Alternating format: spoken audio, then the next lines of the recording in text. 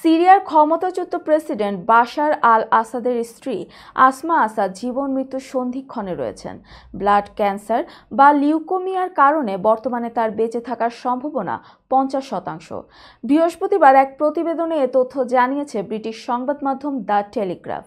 এতে বলা হয়েছে 2019 সালে আসমা স্তন ক্যান্সারে আক্রান্ত হয়েছিলেন।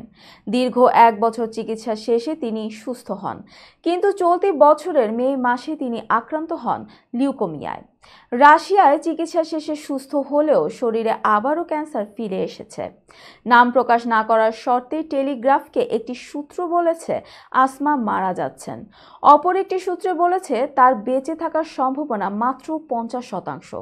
শারীরিক অবস্থা যেন আরও খারাপ না হয় সেজন্য তিনি আলাদা থাকছেন বলেও জানিয়েছে সংবাদ মাধ্যমটি। গত 8 ডিসেম্বর বিদ্রোহীরা সিরিয়ার রাজধানী দামেস্কে প্রবেশ করার পর দেশ ছেড়ে পালান বাশার আল আসাদ।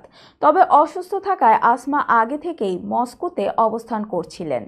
চলতি সপ্তাহে গুঞ্জন ওঠে বাশারকে ডিভোর্স দিয়ে নিজের জন্মস্থান যুক্তরাজ্যে চলে যাওয়ার পরিকল্পনা করছেন আসমা। তবে পরবর্তীতে রাশিয়ার পক্ষ থেকে জানানো হয় এই তথ্য গুজব। আর এখন জানা গেল আসমা গুরুতর অসুস্থ।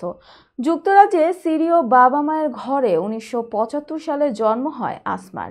তিনি 2000 সালে বাশারকে বিয়ে করেন। হাফেজ, জেইন এবং করিম নামে তাদের 3 সন্তান রয়েছে।